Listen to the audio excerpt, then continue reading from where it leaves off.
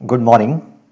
तो कल हमने जो बात किया था वो किया था कि राइजिंग नवांशा जो होगा वो उसका नंबर क्या होगा, मतलब नवांश की संख्या क्या होगी लग्न चार्ट से। जो आपका लेट्स से D1 था, तो D1 में जो लग्न है मान लीजिए मेष का है, और आपकी जो नवमांश का जो नंबर बन रहा है वो फोर्थ है, फिफ्थ है। इस तरह से हमने आठ नौ नवमांश के बारे में पूरा समझ लिया था, उनके थोड़े से फीचर समझे थे।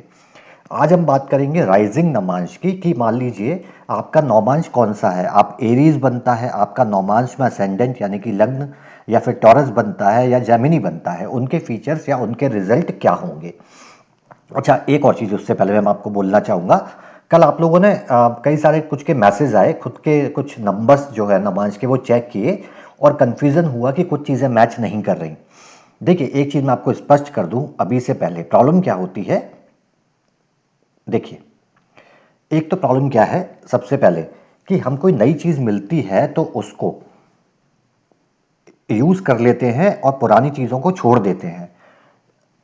D1 में हम क्या देखते हैं, हम असेंडेंट देखते हैं, इसका स्वभाव कैसा होना चाहिए। फिर हम क्या देखते हैं, हम मून साइन के हिसाब से व्यक्ति का नेचर चेक करते हैं। फिर हम D9 पे आए, उसके बाद हमने क्या चेक किया, नवमांश का नंबर कौन सा है जो हमने कल पढ़ा था। और आज हम देखेंगे राइजिंग नवमांश कौन सा है। तो क्या ये चीज़ें मुझे या आपको प्रेडिक्शन के लिए यूज़ करनी है, पहले समझ लीजिए। इनको आप जब मैच करते हो तो उसका रीज़न समझिए, प्रेडिक्शन नहीं करना मुझे इनसे। बेटर रिजल्ट लाने के लिए, अपने जातक को अच्छा रिजल्ट देने के लिए आप क्या करोगे, आपको जानना ज़रूरी है कि भाई उसका चार्ट असेंडेंट से निकल के आ रहा है। अगर आपको दिखता है कि असेंडेंट लग्न चार्ट का 80% वैल्यू है, तो आप प्रेडिक्शन या रिजल्ट या रेमेडीज या आगे के एनालिसिस किस बेस पे ज़्यादा रखोगे, असेंडेंट यानी लग्न चार्ट पे। आपको दिखा कि यार मून चार्ट से वैल्यू ज़्यादा अच्छी निकल के आ रही हैं, आपको ऐसे चार्ट मिलेंगे, यकीन मानिए कि उस व्यक्ति का D1 काम ही नहीं करेगा, केवल पूरा और पूरा D9 चार्ट बिल्कुल एग्जैक्ट काम कर रहे होंगे। या ऐसे व्यक्ति मिलेंगे जिनका सब छोड़ के केवल मून चार्ट बहुत अच्छे से काम करेगा। तो ये जो हम पढ़ रहे हैं ये प्रेडिक्शन के लिए नहीं है, ये समझ के लिए है कि किस तरह के रिजल्ट कहाँ कहाँ से आएंगे। तो अपने जातक से, क्लाइंट से आप बात करिएगा, समझिएगा कि कौन सा चार्ट अच्छे से काम कर रहा है, फिर दशाएं एनालाइज करेंगे और उसके बाद बेटर रिजल्ट अपने निकल के आ पाएंगे। तो ये क्लियर है कि हम लोग अभी जो कर रहे हैं वो प्रेडिक्शन का टूल नहीं है, वो समझने के लिए है ताकि आप एक अलाइन चीज़ों को कर सकें। चलिए, अब एक चीज़ और बताना चाहूँगा उससे पहले। आज हम बात करेंगे कि भाई अलग अलग अगर नवमांश बनते हैं तो उनका रिजल्ट क्या आएगा। देखिए, राशि चार्ट में हम क्या करते हैं, हम बोलते हैं कि भाई ये 12 राशियां की अलग अलग स्वभाव हैं, यानी कि जितने भी लोग हैं वो इन 12 राशियों के स्वभाव के हिसाब से कहीं ना कहीं होंगे।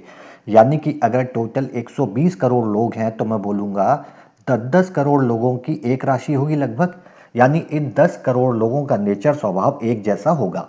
अब चूंकि ये सटीक नहीं बैठता तो हम बोलते हैं कि भाई इसमें मून राशि को भी शामिल कर लीजिए।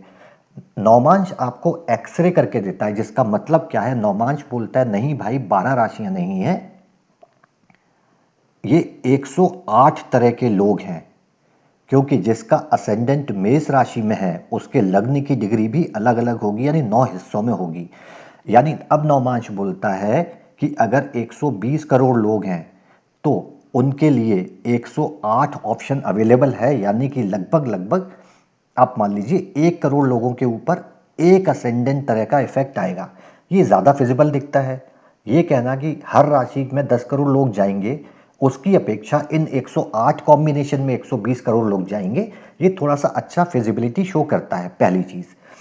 अब जब मैं आपको ये एनालाइज करूंगा या ये हम जब बात करेंगे कि एरीज में अगर आपका नौमांश है, यानी कि अगर मेष लग्न का जातक है नौमांश के हिसाब से, तो उसके फीचर्स ये निकल के आएंगे।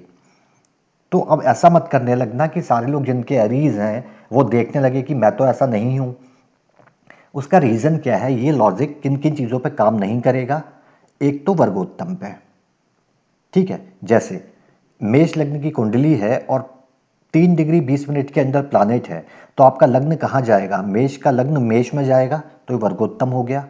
दूसरा स्वक्षेत्रीय, मेष लग्न है आपका और नौमांश पे लग्न आता है वृश्चिक, यानी कि मंगल का ही है, यानी कि ये क्या हुआ, स्वक्षेत्रीय। इसके लिए भी जो हम रूल बता रहे हैं उसमें नेगेटिव चीज़ें काम नहीं करेंगी, मतलब कि बुरे परिणाम स्वराशि स्व क्षेत्र होने में और वर्गोत्तम होने में खत्म हो जाते हैं। साथ में एक और चीज़ है, फ्रेंडली नौमांश होगा। अगर आप मित्र नौमांश में चेंज हो रहा है आपका लग्न, तो भी ये परिणाम जो बुरे परिणाम हैं वो खत्म हो जाएंगे, वो रिजल्ट में आपको देखने को नहीं मिलेंगे। उसका उदाहरण बता देते हैं। आपकी कुंडली है मेष लग्न की, ठीक है, मंगल इसका स्वामी है। अब मान लीजिए आपका लग्न बन गया सिंह राशि का, तो दोनों मित्र हैं। तो अगर सिंह राशि के लिए जो बुरे परिणाम होंगे वो इस व्यक्ति के लिए एप्लीकेबल नहीं होंगे। तो आप देखेंगे कि जो हम रिजल्ट अपन देखने वाले हैं, जो एनालिसिस देखने वाले हैं, जो ग्रंथों में लिखा है, वो कितनी जगह काम करेगा। एक राशि के 9 नौमांश हो सकते हैं, 9 अलग अलग, तो मुश्किल से 3 से 4 लोगों के लिए, यानी कि 108 कॉम्बिनेशन में से एक तरह की चीज़ केवल 3 से 4 लोगों के लिए काम करेगी। इतना डीप में जाके आपको नौमांश इन्फॉर्मेशन देता है। तो जल्दी से ब्रीफली समझ लेते हैं कि राइजिंग नौमांश के रिजल्ट क्या होंगे। यानी कि अगर आपका लग्न में नौमांश का लग्न एरीज हो जाए तो ऐसा व्यक्ति क्या होगा, थीफ, चोर, फ्रॉडलेंट, धोखा देने वाला, सीक्रेटिव होगा, रहस्य रखने वाला होगा और अस्थिर माइंड का होगा। अब सुन के बहुत अजीब सा लगेगा, हो सकता है आप लोगों में से भी कुछ को झटका लगे कि मैं तो ऐसा नहीं हूँ। क्या मुझे क्लाइंट को, जातक को जज करना है इससे? नहीं, ये केवल एक सिम्टम है, ज़रूरी नहीं है ये एप्लीकेबल हो। लेकिन अगर ये हो रहे हैं, अब एक और चीज़ समझ लीजिए, यहाँ थीफ का मतलब क्या है। शास्त्रों में देख लिए 5000 साल पहले कुछ भी गलत करना या कोई भी चीज़ दूसरे की बिना इजाज़त के लेना चोरी थी। आज जब मैं कोई चीज़ कॉपी करके अपनी आजीविका कमाता हूँ, दूसरे की चीज़ें कॉपी कर लेते हैं हम, वो थीफ है, ठीक है। लेकिन आज के समय में तो वो चलता है। जैसे हम लेट्स से साउथ की मूवी की कॉपी कर ली, या कोई फॉरेन मूवी है उसकी कॉपी करके एक दूसरी मूवी निकाल दी, या किसी बुक की थीम उठा के कॉपी कर ली। ये सारी चीज़ें आज के परिवेश में शामिल हो जाती हैं। तो बिल्कुल एग्जैक्ट वर्ड मत निकालिएगा, चीज़ों को समझिए, इंटरप्रेट करने में अपना कॉमन सेंस यूज़ करेंगे। वृषभ नवांशा होगा अगर आपका राइजिंग, तो ऐसा व्यक्ति खुश रहने वाला होगा, धनधान्य होगा, प्रॉस्परस होगा, ऐसा माना जाता है। जैमिनी नौमांश है, जो कि मिथुन राशि है, विद्या व्यसनी हम पहले ही जानते हैं, तो लर्न होगा, विद्वान होगा और ऐसा व्यक्ति कई सारी चीज़ों में नॉलेजेबल होगा। मतलब कि ऐसा नहीं होगा कि कोई एक चीज़ में केवल एक चीज़ उसको आती हो, कई सारी चीज़ें जानने की या दिमाग में रखने की कोशिश वो करता है। और कैरेक्टर वाइज यानी कि चरित्र अच्छा माना जाता है। कर्क अगर नौमांश है आपका राइजिंग, तो धन नहीं होता है, पॉपुलर हो जाता है, रेस्पेक्टेबल होता है, समाज से सम्मान मिलता है और ऐसा व्यक्ति सुदूर में या ब्रॉड जाके रहने में की इच्छा रखता है या पसंद करता है। मतलब अपनी जगह पर रहना पसंद नहीं करता, उसका मन होता है कि कहीं और जाके वो रह सके। चलिए, नेक्स्ट है आपके पास सिंह। अगर राइजिंग नौमांश आपका सिंह है, लियो राशि का है, तो ऐसे लोग अकेले रहना पसंद कर सकते हैं। बाकी चीज़ें अच्छी हैं इनके लिए, पावरफुल होते हैं स्ट्रेंथ में भी और अपने डोमिनेंस में भी, प्रॉस्पेरिटी मिल जाती है इनको, पैसा भी, धन भी मिल जाता है। तो क्या हर लियो वाले को मिल जाएगा? डिपेंड करता है, जो हम चीज़ें समझेंगे। अगर कन्या राशि का है, कन्या राशि के नौमांश में क्या होगा, व्यक्ति ना फिजिकली थोड़ा सा वीक होता है और कुछ उसको डिसीजेस देखने को मिलेंगी। मतलब शारीरिक बहुत रूप से सक्षम नहीं होता, शरीर में कहीं ना कहीं कुछ परेशानियां होती हैं। ऐसा व्यक्ति दूसरों के जॉब करने में बड़ा मज़ा और खुशी महसूस करता है। मतलब दूसरे को किसी परेशानी में देखेगा तो जंप करके पहुंच जाएगा कि लाओ मैं कर दूं, या दूसरों की हेल्प करने वाला। जैक ऑफ ऑल होता है, यानी कि बहुत सारी विधाओं में निपुण होता है। कुछ भी काम दे दो, कहीं ना कहीं से नॉलेज निकाल के उस चीज़ को पूरा करने की कोशिश करता है, क्योंकि नॉलेज की राशि है तो नॉलेज लेने से पीछे नहीं हटते। तुला की बात करते हैं। अगर आपका नौमांश लिब्रा का है राइजिंग, तो ऐसे व्यक्ति ब्रेव होते हैं, बहादुर होते हैं, करेजियस होते हैं, डर नहीं लगता। मतलब कि डिसीजन मेकिंग में नहीं डरते, या फिर कोई स्ट्रॉन्ग डिसीजन लेने से पीछे नहीं हटते, थोड़े से बस इंडिजेंट होते हैं। ये चीज़ ज़रूर देखने को तुला राशि के जातकों में मिल जाती है। वृश्चिक नौमांश अगर राइजिंग है, तो ऐसा कहा जाता है कि ऐसे व्यक्तियों के पिता नहीं होते। लेकिन कब? जब आपका फ्रेंडली ना हो, वर्गोत्तम ना हो और बेसिकली जब आपका शत्रु नौमांश हो, ठीक है, तो ऐसा देखने को मिल सकता है। सिंफुल एक्ट करते हैं, मतलब पीठ पीछे इनके एक्ट अच्छे नहीं होते, लोगों के सामने एक्ट ये अच्छा करते हैं, ठीक है। ऐसे व्यक्ति दूसरों पर निर्भर रहना पसंद करते हैं अपने काम के लिए। ये कब काम करेगा, फिर से बता दे रहा हूँ, फ्रेंडली नौमांश है, स्वक्षेत्री है और वर्गोत्तम है तो बिल्कुल काम नहीं करेगा। एक एक्सेप्शन है एक नौमांश का जो मैं आपको एक्सप्लेन कर दूंगा। देखिए, धनु नौमांश है, अच्छा माना जाता है, 9th राशि है, स्ट्रांग है, पावरफुल है। ऐसे जातकों के पास अपना खुद का कमाया हुआ धन होता है, लेकिन ये थोड़े से लोग लेजी हो सकते हैं, ठीक है। मकर राशि में बस ये जो एक्सेप्शन है मकर राशि का, ये बेशक आपको कई शास्त्रों में कई जगह मिलेगा, लेकिन मैं ये नहीं कह रहा कि गलत है। लेकिन मकर राशि के ये सिम्टम राइजिंग नौमांश में देखने को नहीं मिलते प्रामाणिक तौर पर, ऐसे कई चार्ट एनालिसिस किए जा चुके हैं। तो ये लोग ऐसा, इनका नेचर ऐसा है कि लोगों की पीठ पीछे बुराई करने वाले होते हैं, मन अस्थिर होता है। स्लेंडरस का भी वही मतलब होता है कि बुराई करना, निंदा करना, क्रिटिसाइज करना लोगों को। लेकिन मकर राशि के साथ में ऐसी चीज़ें अक्सर नहीं देखी जाती, कम रिजल्ट इस तरह के देखने को मिलते हैं, तो इसलिए हम स्पेशली इसको एक्सेप्शन बोलते हैं, ठीक है। कुंभ राशि के अगर आपका राइजिंग नवमांश है तो शॉर्ट टेम्पर्ड होगा, मतलब कि बहुत जल्दी गुस्सा हो जाने वाला होगा, जहाँ तक क्रूअल होगा, हार्ड हार्टेड होगा, मतलब कि दया दिखाने वाला नहीं होगा, और कहीं ना कहीं डिसीजन मेकिंग में अपना कुछ ना कुछ कंफ्यूजन रखने वाला होगा, प्रॉपर डिसीजन मेकिंग नहीं देखने को मिलेगी। मीन राशि में है आप तो फेमस हो जाते हैं ऐसे व्यक्ति। अब फेमस है तो अपनी कम्युनिटी, मतलब जिन लोगों के साथ में वो हैं या जब इनकी कम्युनिटी है वहाँ पे लीडर का रोल निभाते हैं। ऐसे लोग लॉन्गिंग फॉर वुमेन होता है, मतलब कि इनको वुमेन का, औरतों का साथ के लिए थोड़ा सा ज़्यादा इच्छित होते हैं या उस तरफ थोड़े से ज़्यादा जाना चाहते हैं। तो अभी ये बात तो हुई आपकी, कुछ ब्रीफ में हमने समझा कि कैसे राइजिंग नौमांस और उनको निकालते हैं। अब एक एग्जाम्पल है, एक चार्ट है यहाँ पे, चार्ट नहीं टेबल है, वृषभ लग्न का 12 डिग्री का लग्न है लग्न चार्ट में, D1 में। तो मुझे आप दो चीज़ें हम यहाँ पे निकालेंगे, एक तो मुझे चाहिए इसका राइजिंग नौमांश कौन सा आएगा और नौमांश का नंबर कौन सा आएगा। तो आप देखेंगे वृषभ लग्न 12 डिग्री, तो यहाँ से आएंगे वृषभ लग्न 12 डिग्री, यानी कि ये क्लियर कर दूँ से, यानी कि ये, यानी कि आपके पास क्या आएगा, राइजिंग नौमांश इस व्यक्ति का क्या होगा, मेष राशि का नौमांश बन जाएगा, ठीक है। अब 12 डिग्री कौन से हिस्से में आता है, चौथे हिस्से में, यानी जब मैं बोलूँगा नौमांश का नंबर क्या है तो आप बोलेंगे चौथा नौमांश है। क्लियर है ये चीज़ है, ये फोर्थ वाला निकालना हमने कल सीखा है। ये क्यों निकाला है इसका समझ लीजिए। अब मैंने एक चार्ट एनालिसिस किया, मुझे दिखा कि नौमांश की संख्या चौथी है और जो राइजिंग नौमांश है वो मेष है। मैंने इन दोनों के फीचर लिखे, तो मेष मुझे बताता है कि ऐसा व्यक्ति थीफ, फ्रॉडलेंट, सीक्रेटिव नेचर का होगा। चौथा नौमांश मुझे बताता है कि हर चीज़ की प्राप्ति चाहने वाला और कुछ ना कुछ करके अपनी महत्वाकांक्षाओं को पूरा करने वाला होगा। तो अगर एक व्यक्ति का चार्ट D9 से चल रहा है और ये फीचर मिल रहे हैं तो ऐसा व्यक्ति अपनी महत्वाकांक्षाओं को पूरा करने के लिए क्या यूज़ करेगा, या तो कॉपीइंग चीज़ें, थीफिंग, या किसी को धोखा देगा, और या फिर हो सकता है कुछ ऐसी चीज़ें यूज़ करे जो थीफ ना यूज़ करते हो, जो आज के परिवेश में नॉर्मल मानी जाती हो, या सीक्रेट रखना जैसे कोई चीज़ें, सीक्रेसी से संबंधित कोई काम है। तो आपको दोनों चीज़ों को मैं पहले तो समझना है कि क्या ये जातक के साथ मैच हो रहा है। अगर हो रहा है तो उसकी जो एनर्जी है फोर्थ नवांश की, उसको आपको यूज़ करके देना है। क्रिटिसाइज नहीं करना किसी को, हमें ये बताना है कि भाई अगर ये नेचर है, ये एनर्जी है, तो इसको यहाँ सही डायरेक्शन देना है। क्योंकि देखिए ये नेचर तो आएगा ही, अगर ये आ रहा है तो इसको सही जगह कहाँ यूज़ करवा सकते हैं, बस आपको वो गाइडलाइन देनी होती है। तो आई होप ये क्लियर है कि दोनों चीज़ें हम क्यों कैलकुलेट करते हैं। अब इसके बाद हम बात करने वाले हैं आपके नौमांश के 12 हाउस। अब चूंकि पूरे 12 हाउस के हम कैलकुलेशन यहाँ नहीं करेंगे, कुछ हाउसेस हम लेंगे जहां नौमांश में स्पेसिफिकली कुछ प्लैनेट का इंपॉर्टेंस बढ़ जाता है। तो 5 या 6 हाउस की हम डिस्कशन करेंगे जिनको हम थोड़ा सा अलग तरीके से नौमांश में देखने वाले हैं। चलिए तो बात करते हैं अभी अपन सेकेंड हाउस की।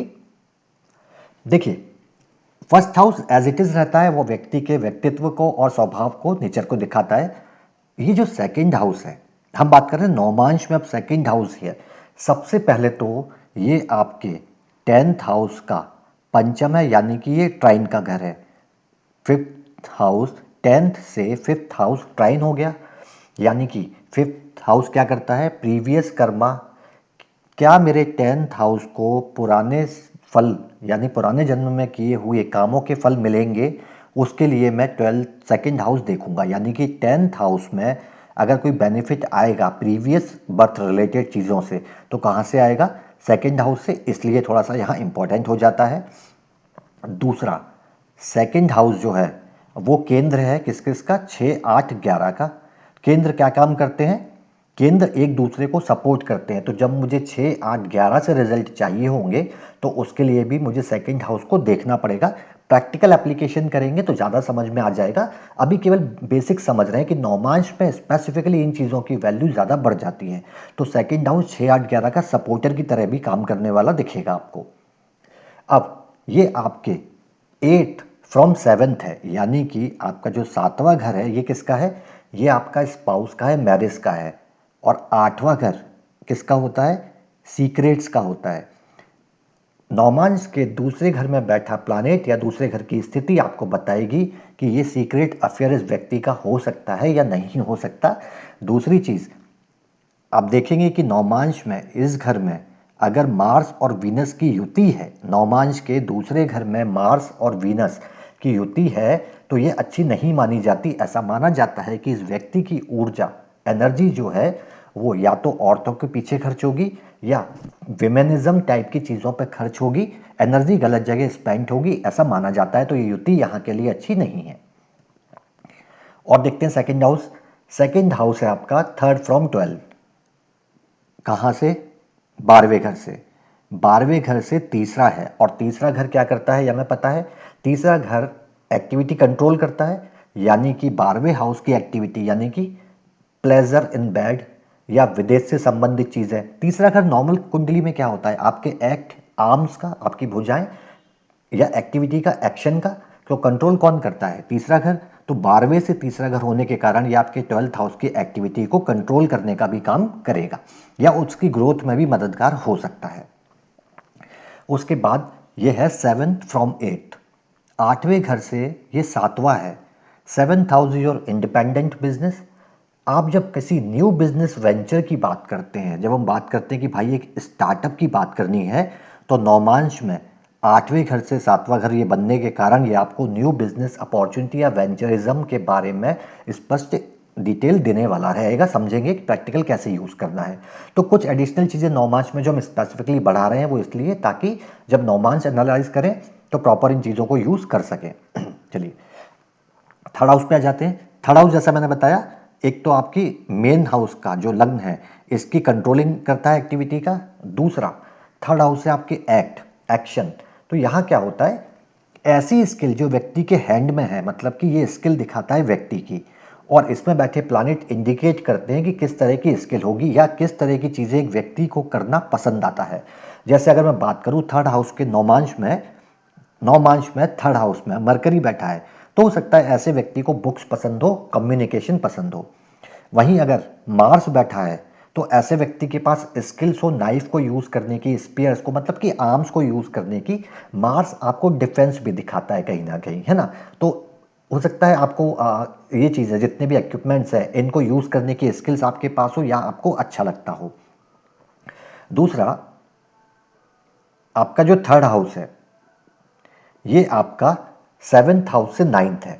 स्पाउस और 9th हाउस इज फादर। तो फादर इन लॉ के बारे में जानने के लिए भी हम नौमांश में स्पेसिफिकली थर्ड हाउस को यूज़ कर सकते हैं। नौमांश एक्चुअली आप देखिए लग्न चार्ट में भी करेंगे, लेकिन नौमांश में आपको इसके प्रेडिक्शन बहुत अच्छे मिलेंगे, मतलब बेटर रिजल्ट मिलने के चांसेस ज़्यादा रहते हैं। बात करते हैं 5th हाउस की। 5th हाउस वो हाउस है जो आपको नेचुरल एबिलिटी देता है, मतलब एक इंसान में स्वाभाविक रूप से क्या गुण है, क्या क्वालिटी है, क्या एबिलिटी है। पूर्व ऐसा माना जाता है कि घर ये पूर्व जन्म का है। तो आपने पिछले जन्मों में जो भी नॉलेज एक्यूमुलेट की है उससे संबंधित स्किल्स आपको 5वें घर में मिलती है या वहाँ का बैठा प्लैनेट आपको इंडिकेट करता है। जैसे अगर 5वें घर में मंगल है तो ऐसा व्यक्ति, इसमें फाइटिंग स्किल्स, एबिलिटी अच्छी होंगी। अब मंगल अटैक नहीं करता, मंगल क्या है? डिफेंस करता है। क्योंकि आपका क्या है? मंगल सेनापति है, तो सेल्फ डिफेंस करना इस व्यक्ति की एबिलिटी हो सकती है। ठीक है। अगर यहीं पे सैटर्न है तो इस व्यक्ति के पास स्वाभाविक गुण होगा कि इसको एंटीक चीज़ों की समझ होगी, ट्रेडिशनल नॉलेज की समझ होगी, उन चीज़ों को फॉलो करने वाला होगा। तो डिपेंडिंग अपॉन द प्लानेट की, और दूसरा राशि भी मैटर करेगी कि राशि कौन सी है। तो फिफ्थ हाउस आपको क्या शो करेगा कि व्यक्ति की नेचुरल एबिलिटी क्या है। अब एक चीज़ गौर समझिए, तीसरा घर आपकी स्किल्स दिखाता है और आपका इंटरेस्ट भी दिखा रहा है कि आप पसंद क्या करते हो। पांचवा घर आपकी एबिलिटी दिखा रहा है। क्या जब मैं इंडिपेंडेंट चीज़ों की बात करता हूँ बिजनेस के लिए, तो मुझे तीसरे और पांचवे को कंबाइन नहीं करना चाहिए नौमांश के? बिल्कुल करना चाहिए, आपको बहुत अच्छे रिजल्ट देखने को मिलेंगे इसके। चलिए सिक्स हाउस की बात करते हैं। स्पाउस का हाउस सेवन्थ है, यहाँ से 12वां है। अच्छा इंटरेस्टिंग चीज़ देखिए, इसलिए एक ही चीज़ बता रहा हूँ इसमें, बाकी मेडिकल और कोर्ट के सब कुछ सेम है। एक तो आपका 12 है 7 से, दूसरा जब मैं थर्ड हाउस की बात करूं तो थर्ड हाउस से क्या है, फोर्थ है। ये हाउस किसका है, फादर इन लॉ का। ये इंटरेस्टिंग कॉन्सेप्ट है। और ये है आपके स्पाउस का। ये क्या शो करेगा इन दोनों का कॉम्बिनेशन, कि father in law causing separation between couple. कभी कभी आप देखोगे कि हस्बैंड या वाइफ में किसी के घर में ऐसे लोग होते हैं जो उनके सेपरेशन की वजह बन जाते हैं। तो यहाँ पे सिक्स हाउस जो है वो 7 से कंबाइन करेगा 12th रिलेशन बना के, और इसका फोर्थ हाउस है, यानी कि फादर इन लॉ का फोर्थ हाउस। तो मे बी कि फादर इन लॉ की साइड से आपके रिलेशन में सेपरेशन आने की संभावना हो, क्योंकि 12th हाउस आइसोलेशन भी होता है और 7th का 12 है। ये केवल इतना ही है, बाकी सारी चीज़ें इसमें सेम रहने वाली है। ये चीज़ आपको इंटरेस्टिंग देखने को मिलेगी, एक प्रैक्टिकल एग्जाम्पल देखेंगे इसका। चलिए बात करते हैं सेवन्थ हाउस की। सेवन्थ हाउस बाकी सब चीज़ें सेम है, क्योंकि D9 में हम क्यों बात कर रहे हैं, D9 आपका स्पिरिचुअलिज्म का है, क्योंकि 9 हिस्से करते हैं आप राशि के, और 9वां घर आपके धर्म का है। तो धर्म का फल कहाँ से आता है, किसी भी घर का फल उसका 11वां हाउस देता है। तो सेवन्थ हाउस हम देखते हैं कि जो भी आप स्पिरिचुअल चीज़ें कर रहे हैं उसके रिजल्ट आपको कहाँ से मिलेंगे, सेवन्थ हाउस से मिलने वाले हैं। दूसरा थर्ड फ्रॉम फिफ्थ है, यानी कि आपके फिफ्थ हाउस से थर्ड है। थर्ड हाउस क्या करता है, कंट्रोल करता है या ग्रोथ देगा। आपकी नेचुरल एबिलिटी जो है, फिफ्थ हाउस क्या है, हमारी नेचुरल एबिलिटी, उनको ये हाउस कंट्रोल करेगा। तो मैंने आपको बताया कि तीसरे घर को कंबाइन करो, फिफ्थ हाउस को कंबाइन करो सेवन्थ के साथ में, तो आप अपनी स्किल्स, आप अपनी एबिलिटी को इस घर में भेजोगे अपने इंडिपेंडेंट काम के लिए, और ये घर इस घर की, पांचवें घर की, इस चीज़ों को कंट्रोल भी करेगा और हो सकता है ग्रोथ भी करा दे, क्योंकि आपके हाउस ऑफ एक्शन है तीसरा घर। बहुत ब्रीफ में समझ लीजिए, कंफ्यूजन मत दिमाग में मत रखिएगा, छोटी छोटी चीज़ें हैं, आगे प्रैक्टिकली समझ लेंगे। एक इंपॉर्टेंट चीज़ और है इस घर की, ये सातवां घर फोर्थ से 4 है और दसम से दशम है, यानी कि एक केंद्र क्या करता है, सपोर्ट करता है, और ये सेवन्थ हाउस यहाँ चौथे घर को और 10वें घर को पूरी तरह से कंट्रोल करता है। नौमांश में सेवन्थ हाउस आपको बहुत अच्छे इंडिकेशन देगा आपके फोर्थ हाउस के रिजल्ट का और 10th हाउस के रिजल्ट का, क्योंकि फोर्थ से 4 यानी इस घर का सुख, और दसम से दसम मतलब इस घर का कर्म, और एक ही हाउस है, ठीक है। और ये दोनों हाउस आपस में सेवन्थ एस्पेक्ट में रहते हैं, तो ये भी बहुत अच्छा रिजल्ट देने वाला है सेवन्थ हाउस। इसके एप्लीकेशन अच्छे आते हैं नौमांश में। मतलब 10th हाउस आपका, 10th हाउस के साथ हम जानते हैं बेसिकली क्या है, फोर्थ हाउस जो है इसको लॉर्ड विष्णु का घर माना जाता है, इसीलिए इसको हृदय स्थान बोला जाता है। और फोर्थ हाउस से हम हार्ट संबंधी चीज़ें लग्न चार्ट में देखते हैं। वहीं नौमांश में जब इसके सप्तम घर में जाते हैं तो क्या हो जाता है, वाइफ का, यानी कि लक्ष्मी जी। तो लक्ष्मी स्थान तो हम सब जानते हैं, यहाँ से हम लोग कर्म करते हैं, और हमें जो जितने भी अपनी ऑक्यूपेशन के लिए चीज़ें करते हैं, 2 6 10 जो अर्थ त्रिकोण है बेसिकली, ये उसका मेन हाउस है। उसके अलावा आप एक चीज़ और देखेंगे, 10th हाउस सेकंड है कहाँ से, 9th से। आपके स्पिरिचुअल या गुरु के हाउस से ये सेकंड है, और जब सेकंड हाउस से देखेंगे तो ये 9th है। एक बार मैं फिर से बताता हूँ, ये घर सेकंड है यहाँ से स्पिरिचुअल ग्रोथ या आपकी स्पिरिचुअलिटी से, और ये ही घर जो हम बात कर रहे हैं 10th की, ये है 9th। कहाँ से, सेकंड हाउस से। तो सेकंड हाउस वेल्थ है आपका, यानी कि अगर 10th हाउस में डेबिलिटेट कोई हो, यानी कि नीच राशि में कोई प्लानेट हो, तो ये आपकी दो जगह इफेक्ट करेगा। एक तो आपके गुरु संबंधी जगहों पर या आपके रिलेटेड टू स्पिरिचुअल चीज़ों पे, और दूसरा आपकी वेल्थ को भी डिस्ट्रॉय करने का काम करेगा। 10th हाउस में अगर D9 में अगर कोई डिबिलिटेट है प्लानेट, तो उसके लिए आपको सीरियसली देखना चाहिए और इसके रेमेडी, अगर उसका असर बहुत अच्छा आ रहा है, मतलब बहुत प्रभावी आ रहा है, तो उसके लिए आपको इसके मेज़र बहुत जल्दी ढूंढ लेने चाहिए। बहुत बड़ा इफेक्ट देता है इस जगह यहाँ पे। बात करते हैं ट्वेल्थ की। ट्वेल्थ बाकी सब चीज़ें सेम ही है, बस एक चीज़ और है, यहाँ पे बोलते हैं कि twelfth is a house of denial और लॉस।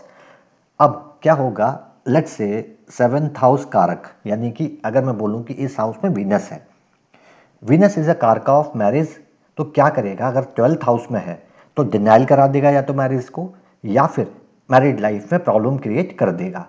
अब एक इंटरेस्टिंग चीज़ ये है, Venus is exalted in twelfth house in कालपुरुष और 12वीं राशि में।